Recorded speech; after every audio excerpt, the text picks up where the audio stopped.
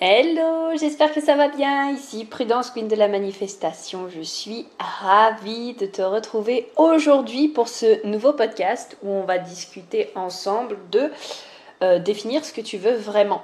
Parce que c'est super important quand ça vient à la loi de l'attraction de savoir ce que tu veux.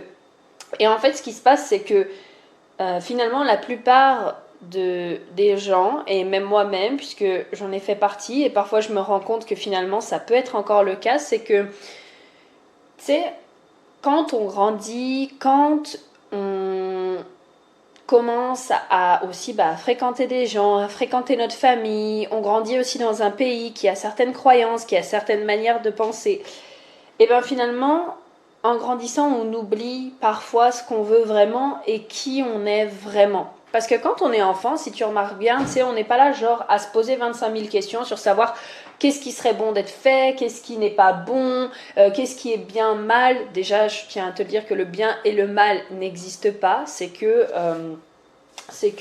les pensées qui rendent quelque chose bien et mal, puisque pour certaines personnes, quelque chose de bien peut être vécu comme mal et inversement.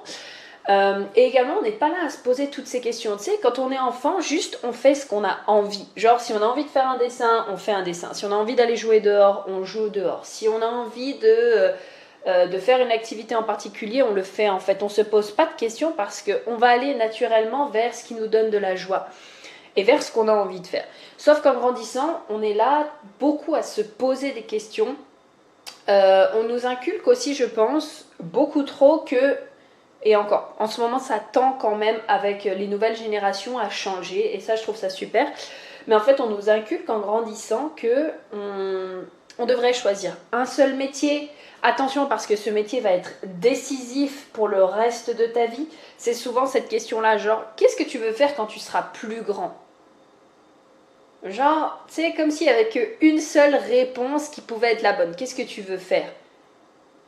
Ben, on verra peut-être ce qui se présente, je ne sais pas. Enfin, et c'est une pression qui met, enfin, c'est une question qui met beaucoup de pression aux personnes de nos jours. Parce que on n'a pas envie, déjà, premièrement, je pense, de se contenter d'un seul métier et d'une seule chose. On est maintenant dans un monde où on a des possibilités qui sont vraiment infinies. Déjà parce qu'on a Internet. Donc avec Internet, on peut vraiment tout faire. Il y a des millions de métiers qui sont en train de naître aussi grâce à Internet, qui n'existaient pas avant, comme par exemple les assistantes virtuelles, les coachings en ligne, les formations en ligne.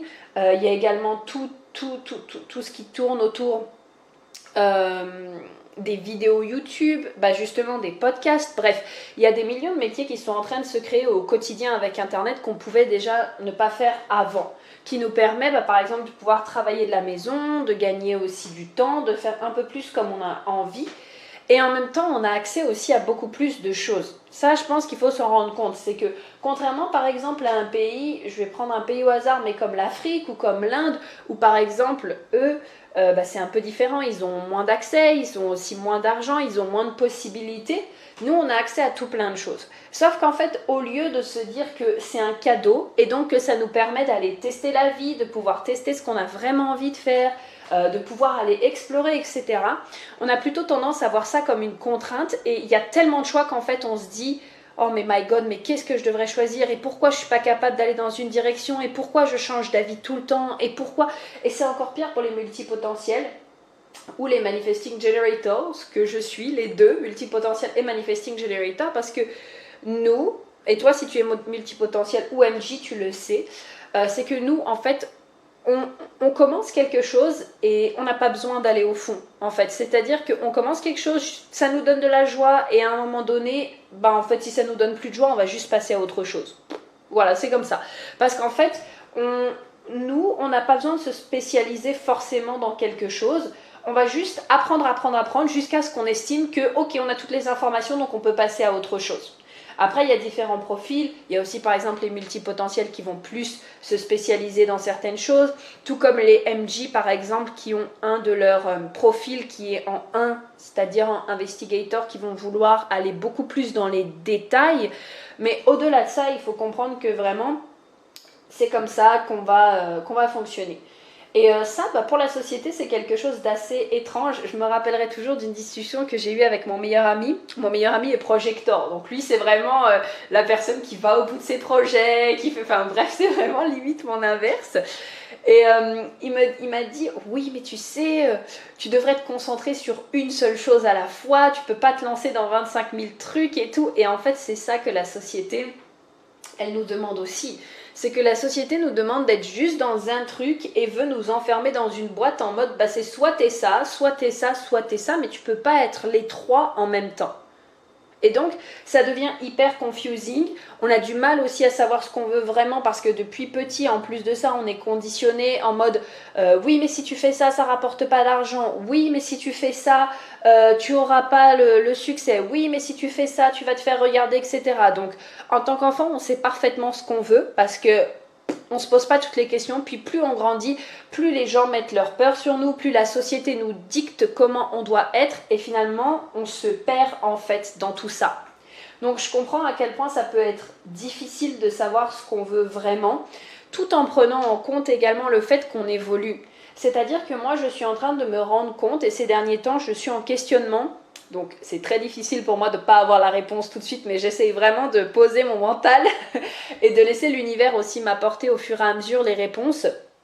Mais le fait que tu évolues, ça va peut-être faire aussi que peut-être un rêve que tu avais il y a un an, même si tu l'as poursuivi toute cette année-là, ça ne veut pas dire que maintenant c'est encore quelque chose que tu veux. Ça veut dire que peut-être il y a un an, tu savais parfaitement que le job que tu voulais faire, c'était ça. Tu t'es mis dans les actions, tu as commencé, je sais pas, tu as repris des études, tu as commencé à faire des actions pour ça, tu as lancé des projets, etc. pour aller vers cet objectif ou cette vision que tu avais. Mais finalement, si aujourd'hui, par exemple, tu prends le temps, et ça on va en reparler juste après, mais que tu prends le temps justement de te poser et de faire un point, peut-être que tu vas te rendre compte que en fait c'est bon, j'ai fait le tour de ce que j'avais envie de faire et je me rends compte que c'est plus d'actualité et ça m'intéresse plus maintenant. Tu vois ce que je veux dire? Donc c'est important aussi de prendre ça en compte. Alors aujourd'hui j'avais deux questions que j'avais vraiment envie de partager avec toi pour te permettre déjà de mieux te connaître et de savoir peut-être comment définir ce que tu veux. La première question que moi je me pose très souvent, c'est que je prends un peu de temps pour moi et je le fais faire aussi à mes coachés, c'est que la plupart du temps je leur fais faire ça les yeux fermés. Si elles ont envie de mettre une musique, elles mettent une musique. Si elles n'ont pas envie, elles n'ont pas envie.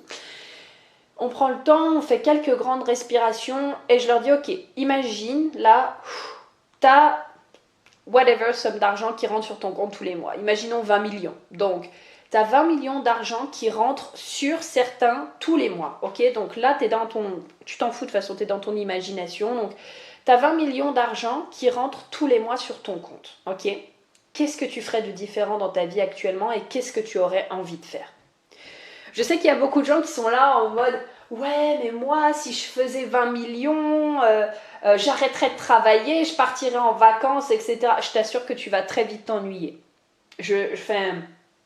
Tu vas très vite t'ennuyer, déjà la première chose, parce que en fait, avoir de l'argent, surtout quand tu as 20 millions qui rentrent en plus de ça chaque mois, je t'assure que tu vas te rendre compte que même en une journée, tu pourras, je pense, pas claquer plus d'une certaine somme d'argent.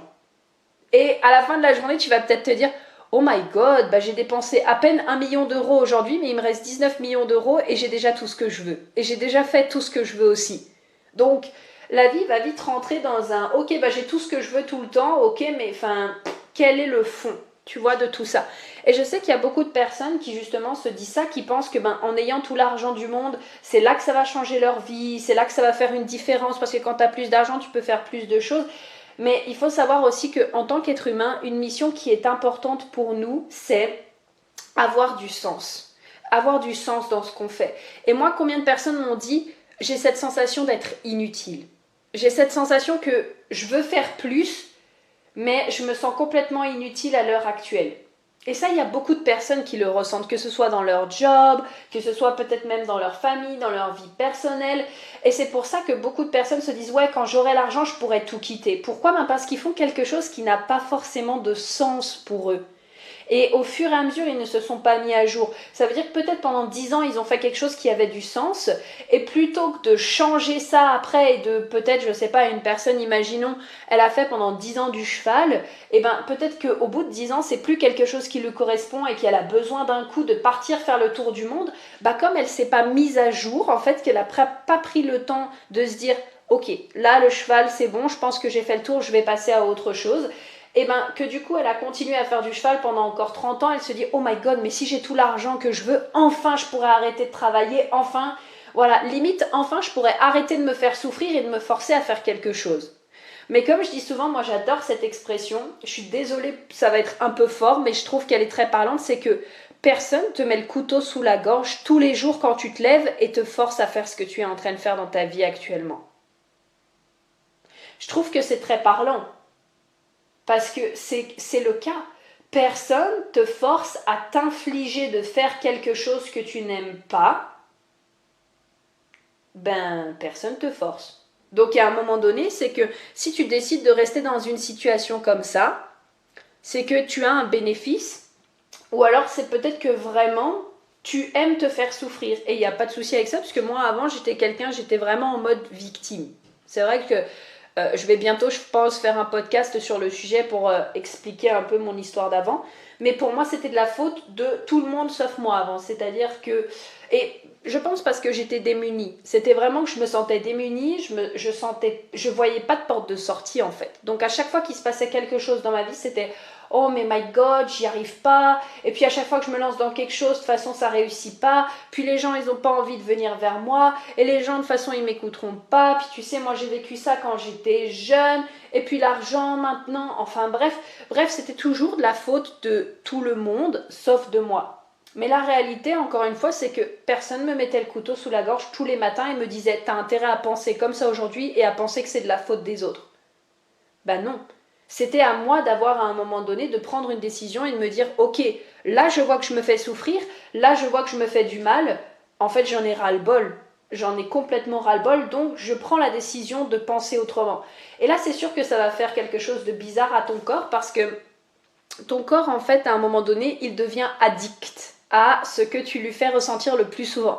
On parle des drogues, on parle du sucre, on parle de la cigarette, mais on ne te parle pas assez des émotions. Et ton corps, en fait, ce qu'il va faire, c'est que plus tu vas lui donner une certaine émotion, imaginons donc l'émotion de la tristesse ou de la colère, qui est souvent, ou du résignement, de la résignation, je pense, plus ton corps, à tous les jours, va te demander de lui faire ressentir ça.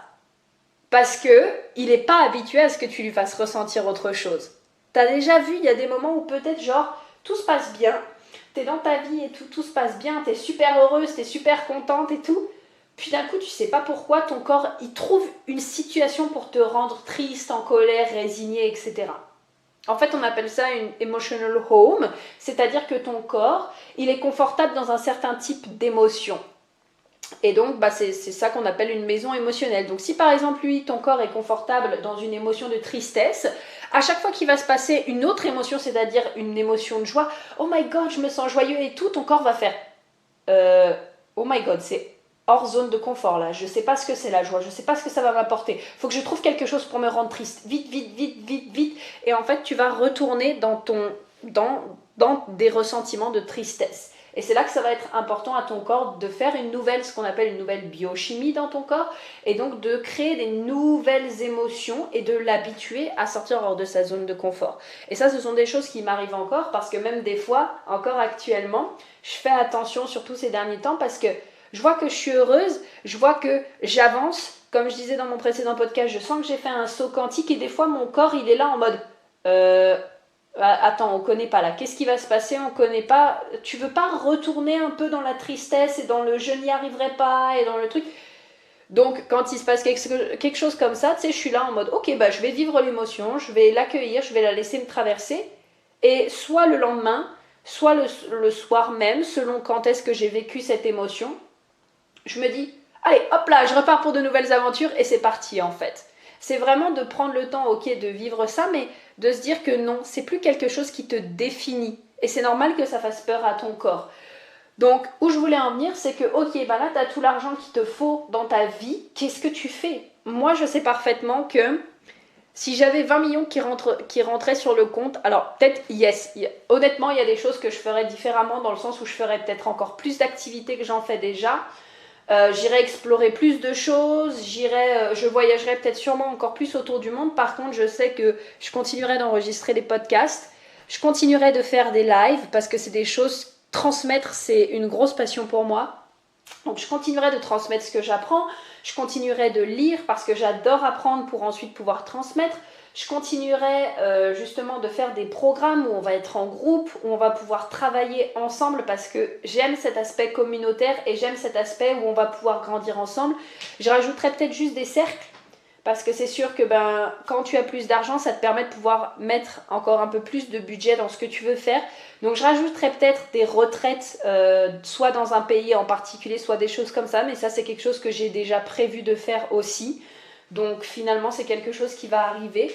Et également peut-être que ça me laisserait un peu plus de temps aussi pour vraiment me concentrer sur mon livre. Parce que je me dis, bon, si j'ai 20 millions qui arrivent, ok, c'est bon quoi. Je veux dire, j'ai le temps d'écrire mon livre. Mais actuellement, ça m'empêche pas non plus de le faire. Tu vois ce que je veux dire?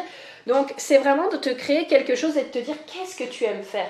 Et de ne pas te limiter dans les possibilités à te dire oui, mais si je me lance dans l'aquarelle, moi j'adore ça, mais c'est pas payant. Moi, je connais plein de gens actuellement qui sont en train de faire de l'argent avec de l'aquarelle et des trucs qui sont magnifiques. Tu vois? Sauf qu'en fait, en grandissant, on te fait croire que quand tu as un rêve, ça se peut que ce soit pas rentabilisé. Si ça sort un peu des cases, tu vois? Moi, je me rappellerai très bien quand j'étais jeune, je disais que je voulais être trapéziste dans les cirques et on me disait ouais mais tu sais trapéziste ça rapporte pas d'argent et à ce moment-là je me souviens parfaitement avoir éteint mon rêve, tu vois, alors que dans le fond je m'en fous, ça se trouve juste faire l'activité de trapéziste ça va me faire du bien. Et qui me dit qu'un jour, sachant que je fais de la pole dance aussi et j'ai aussi envie de faire du cerceau aérien, qui me dit qu'un jour je ferai pas un spectacle qui me rapportera de l'argent en fait. Enfin, tu vois ce que je veux dire? Et peut-être que ça n'arrivera pas, mais au moins par contre ça me donnera de la joie. Et quand tu es dans la joie, tu attires plus facilement à toi ce que tu as envie. Donc, c'est vraiment de définir qu'est-ce qui, toi, te met dans la joie.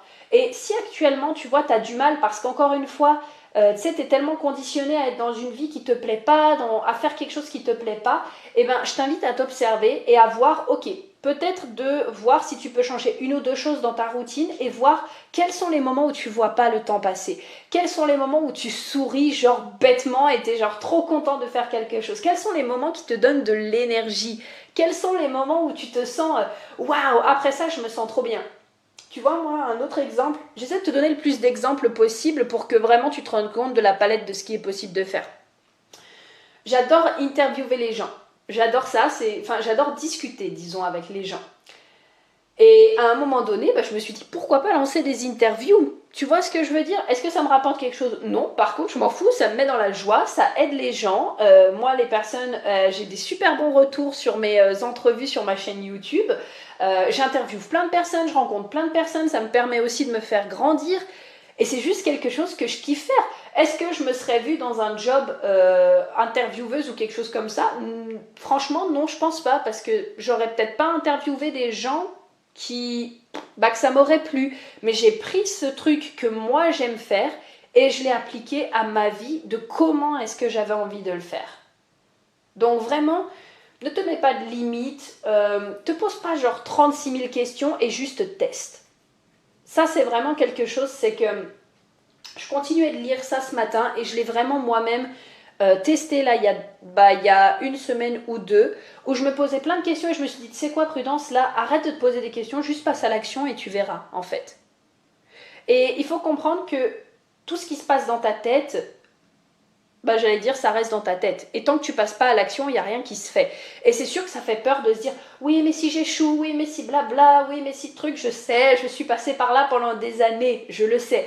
Mais si ça fait vraiment trop peur, plutôt quand même que de rester paralysé, quel est le premier petit pas que tu peux faire pour te permettre d'avancer? Vraiment, quel est le premier petit pas qui te fait sortir un tout petit peu de ta zone de confort? Tu vois ce que je veux dire?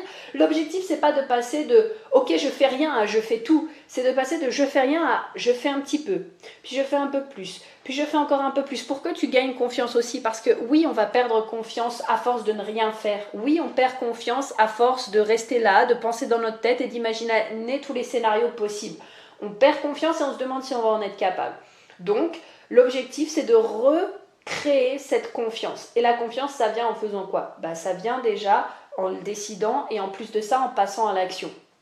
Donc vraiment, décide de ce que tu aimes, décide de tes qualités, pas décide de tes qualités, mais définis tes qualités, définis ce que tu sais faire et que tu as l'impression que ça sert à rien dans le monde du travail. Mais on s'en fout. Moi, je sais que par exemple, une de mes grandes qualités, c'est mon écoute, ma bienveillance et le fait que je sais poser des questions. Est-ce que dans un travail, ça sert ça? Genre, si tu te dis, ok, dans quel travail je peux aller pour faire ça? Tu sais pas forcément, ok. N'empêche que j'ai transformé ça en entrevue, par exemple. Voilà, tout simplement. Tu vois, il n'y a pas 26 000 questions à se poser, c'est va vers ce que tu aimes.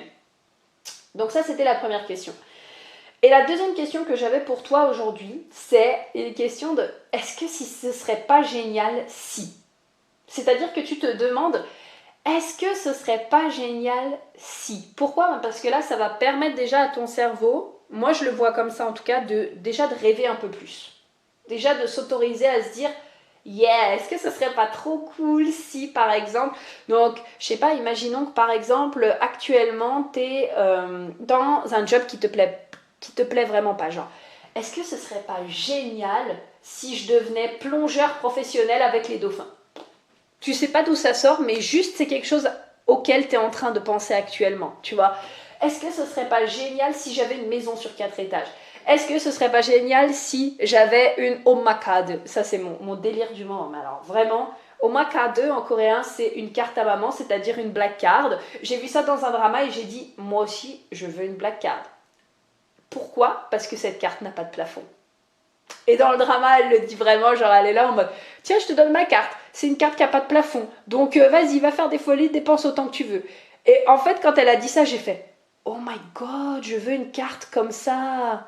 Tu vois, genre juste aussi quand tu vas voir des choses peut-être dans des films, dans des vidéos, dans des trucs, ça va t'inspirer et tu vas te dire j'ai envie de ça. Sauf qu'en fait, tu vas te bloquer parce que tu vas te dire mais est-ce que c'est vraiment possible? Pour avoir une black card, ce qu'il faut savoir, c'est qu'il faut au moins gagner 250 000 euros à l'année. Il y en a qui disent 450 000, ce qui fait à peu près entre 25 000 et 45 000 par mois. J'étais là, ok, c'est pas tant que ça finalement, je pensais qu'il fallait gagner beaucoup plus. Donc du coup, ça va. Je pensais que c'était vraiment genre, faut que tu fasses 1 million à l'année pour avoir une carte comme ça, parce que c'est quand même une carte sans plafond. Tu vois ce que je veux dire? En fait, j'ai fait, ok, 25 000, c'est pas si inatteignable que ça. Peut-être ça va me prendre un peu de temps, j'en sais rien, mais c'est pas inatteignable, tu vois. Et donc c'est vraiment t'autoriser à rêver, t'autoriser à te dire que c'est possible et que t'as pas besoin d'avoir ça tout de suite, genre aujourd'hui. Est-ce que aujourd'hui tu es peut-être, tu es la personne qui va avoir ce qu'elle a envie?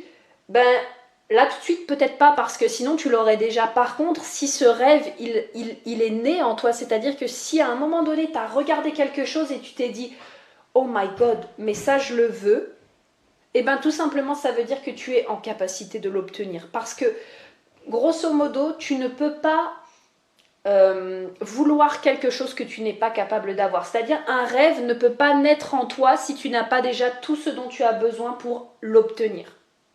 Tu vois? Donc c'est vraiment te laisser le champ des possibilités et moi je te conseille de faire ça seul. Quand je te dis seul, c'est que de ne pas aller parler à tes amis, de ne pas aller parler à ta famille, à tes collègues ou leur demander qu'est-ce que tu penses, si machin, si truc, non, parce que eux, si par exemple, imaginons que eux ils ont des peurs que toi tu n'as pas, ils vont reporter tes peurs sur toi. C'est-à-dire que moi par exemple, quand je parle de je veux une black card là, les gens peuvent me dire 25 000 euros, mais tu te rends compte de ce que c'est? Mais moi je pourrais jamais gagner 25 000 euros, mais c'est impossible de gagner 25 000 euros. Mais moi j'ai pas envie de traîner avec des gens qui vont me dire ça en fait. Moi je vais aller voir ceux qui font déjà 25 000 euros par mois, je vais les regarder et je vais faire c'est possible pour eux, donc c'est possible pour moi. Ça s'appelle la loi de l'unicité. Et oui, qui font partie des 11 lois universelles. C'est-à-dire que ce qui est possible pour quelqu'un est également possible pour toi aussi. Sinon tu le verrais pas dans ton... Comment dire, tu le verrais pas dans ton champ de vision, tout simplement. Donc si à un moment donné, tu es amené à voir quelque chose et que tu te dis « Waouh, cette personne, elle a ce que je veux », c'est que c'est possible aussi pour toi de l'avoir. Et après, c'est de te rapprocher des personnes. Donc, quand je te dis de ne pas le dire aux personnes qui sont autour de toi, c'est si ce sont des personnes qui elles-mêmes ont des peurs, qui elles-mêmes ont des préjugés, qui elles-mêmes ne croient pas en leurs propres rêves et ne vivent pas leurs rêves, la vie de leurs rêves. Par contre, imaginons que tu as des rêves et je sais pas, tu vas dans un working place, tu es en séminaire, tu es en conférence, tu as des gens là qui sont déjà beaucoup plus ouverts et qui eux ont des rêves également et que tu leur en parles. Là, je pense que ce sera des meilleures personnes à qui le dire parce que c'est eux aussi des personnes qui ont des grands rêves. Récemment, une amie à moi, elle m'a parlé de ça, on a fait un mastermind ensemble, on est deux. Et elle me dit, ouais, tu sais, mon rêve, ça va peut-être te paraître un peu fou, mais j'ai vraiment envie de lancer ça avec ma marque et de lancer ce petit objet. Comme on en a parlé que toutes les deux, je vais pas vous dire exactement ce qu'elle m'a dit parce que c'est de la confidentialité, donc je préfère que si elle a à le dire, ce soit elle qui le dise. Mais pour vous donner l'exemple, elle m'a vraiment dit voilà, j'aimerais lancer ce petit objet avec mon logo, puis j'aimerais lancer une marque comme ça, puis j'aimerais faire ça, etc. Et elle m'a vraiment parlé de sa vision long terme et j'étais là, oh my god, mais c'est génial, c'est vraiment trop cool. Et elle s'autorisait à rêver. Sauf que si à un moment donné, tu as une personne en face de toi qui est là, genre, tu rêves trop, ou alors, la vie, c'est pas fait pour ça, ou alors, non, mais ce serait impossible, c'est sûr qu'après, t'as pas envie de te lancer dedans. Donc, c'est vraiment de choisir ton entourage, de t'autoriser à rêver, et après de te dire, ok, là, c'est mon rêve, ça, c'est mon rêve, ça, c'est ce que j'ai envie. Par exemple, tu t'es posé la question, ce serait pas génial si je partais faire le tour du monde, ce serait pas génial si... j'avais mon école de natation, ce serait pas génial si je devenais PDG d'une entreprise, ça serait pas génial si j'avais une famille avec 10 enfants, ça serait pas génial si, etc., etc., et que tu te rapproches de personnes qui ont déjà eu ce que toi tu voulais. D'accord ? Moi, je vais te donner quelque chose, aussi un tips, quelque chose que je me suis rendu compte, c'est que récemment, je marchais en forêt, les marches en forêt me font beaucoup de bien, et... je me suis dit, mais my God, attends. En fait, je me rends compte que actuellement, je suis entourée de personnes que j'aime profondément, mais ce sont toutes des personnes qui, par exemple, struggle financièrement, donc ont de la difficulté financière. Et je me suis dit, mais c'est pas possible en fait. Si à un moment donné, je reste qu'avec des personnes qui ont de la difficulté financière, comment est-ce que moi je vais faire pour progresser ? Parce que n'oublions pas qu'on est la moyenne des 5 personnes qui nous entourent le plus, et ça peut aller jusqu'à 10 ou 11 personnes. Donc c'est sûr que si les personnes avec qui tu parles le plus souvent, ce sont des personnes qui sont actuellement dans la même situation dont tu essayes de te sortir, ça va pas forcément t'aider. Ça veut pas dire que ces personnes ne vont rien t'apporter. Attention, parce qu'on apprend de tout le monde. Par contre, ce qui va être important, c'est de te dire, ok, là, moi, mon objectif, c'est ça. Donc, comment est-ce que je peux faire pour me rapprocher des personnes qui, pour elles, c'est tellement facile ? Et du coup, ce que j'ai fait, c'est que j'ai quitté un grand nombre de groupes Facebook, déjà dans lesquels j'étais pas active, des groupes dans lesquels justement des personnes n'étaient pas, ou disaient justement qu'elles gagnaient pas d'argent avec leur entreprise, comment est-ce qu'elles pouvaient faire, etc. Et je me suis mis dans des groupes où faire de l'argent c'était genre super facile, des groupes qui sont alignés aussi avec qui je suis, donc avec la manifestation, avec des valeurs, avec des personnes qui se servent de leur argent comme moi j'aimerais m'en servir aussi, donc avec mes valeurs personnelles, peut-être ce sera pas les tiennes. Mais en tout cas, je me suis mis dans ce genre de groupe et maintenant, ça m'arrive régulièrement d'aller lire les publications, de voir « Oh, j'ai manifesté 5 000 $ aujourd'hui, oh, j'ai fait ci, oh, j'ai fait ça ». Et je me dis « En fait, c'est super facile de manifester de l'argent, tu vois ?» Donc, c'est vraiment toi, quand tu te dis que tu as un rêve, ok, voilà, comme je te disais tout à l'heure, je veux par exemple une famille avec 10 enfants, ok, quelles sont les personnes qui ont une famille avec 10 enfants ou plus et qui vont justement avoir des astuces, des tips, qui vont pouvoir te dire comment est-ce que tu vas t'en occuper ou comment t'aider à gérer tout ça. Parce que si à un moment donné, tu vas voir une personne qui n'a pas d'enfants et que tu lui dis que tu veux 10 enfants, elle va te dire « Oh my God, mais non, tu peux pas avoir 10 enfants, ce sera pas possible et ta vie, elle va être gâchée, etc. etc. » Mais c'est sa vision des choses, tu vois. Donc rapproche-toi vraiment de personnes qui ont déjà atteint ce que toi tu veux et n'hésite pas, va leur poser des questions. Comment est-ce qu'elles ont fait ? Par quoi est-ce qu'elles sont passées ? Etc. engage quelque chose avec elles ou suis-les dans leur groupe Facebook, suis-les sur leur page, commence à voir quelles sont leurs mentalités, comment est-ce qu'elles se comportent ces personnes, qu'est-ce qu'elles font de différent que toi tu ne fais peut-être pas. Et là ça va vraiment beaucoup t'aider à montrer à ton cerveau que tu vois en fait c'est possible. En fait c'est possible et finalement c'est pas si dur que ce que je pense, puisqu'il y a d'autres personnes qui y arrivent facilement et qui arrivent à vivre de leurs rêves, qui arrivent à vivre de leur passion, qui arrivent à vivre de ce qu'elles ont envie. Donc voilà, j'espère que ce podcast t'aura plu. J'étais pas partie pour te dire autant de choses, mais bon, comme quoi, quand je suis partie et que je parle, et ben, j'ai toujours plein de choses à te dire. Donc je suis très ravie, merci beaucoup de m'avoir écouté aujourd'hui. J'adore lire tes retours aussi. Je sais que vous êtes de plus en plus nombreux à écouter mes podcasts. Donc merci beaucoup, ça me fait plaisir quand vous venez me voir après et que vous me dites « Oh bah ton podcast, machin, ça m'a apporté ça, ça m'a apporté ça. » Donc merci énormément.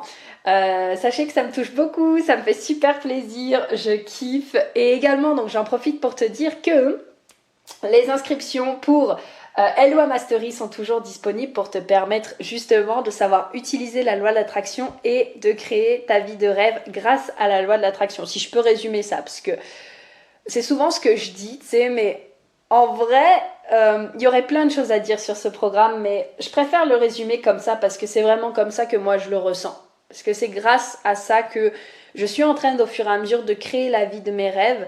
Et je ferai vraiment un podcast là-dessus pour t'expliquer un peu quel a été mon parcours et par quoi je suis passée. Mais en tout cas, les inscriptions sont encore dispo. Le bonus sur les 11 lois ne l'est plus puisqu'il fallait s'inscrire justement avant le 8. Par contre, donc sauf si tu le fais ce soir, mais en tout cas, c'est encore possible de s'inscrire encore quelques jours puisque le programme commencera officiellement le 23. Donc, j'ai découvert que les liens en barre d'infos, en barre dessous, ne fonctionnaient pas forcément, pas sur tous les lecteurs en tout cas. Donc tu pourras retrouver le lien notamment sur mon compte Instagram qui est prudence.ctour. Super facile quoi. Prudence.ctour, C-E-T-O-U-R. Et là dans la barre, la bio, tu auras tout ce dont tu as besoin. Tu pourras aller regarder, tu as aussi accès à ma masterclass. Si tu l'as encore pas vu justement sur la loi de l'attraction, tu as accès aussi à mes 7 clés sur la loi de l'attraction auxquelles tu peux t'inscrire gratuitement. Donc voilà, profites-en, n'hésite pas. En tout cas, moi je te souhaite une excellente journée. N'hésite pas aussi à me faire tes retours, ça me fera plaisir. Et on se dit à très vite pour un prochain podcast. Bye!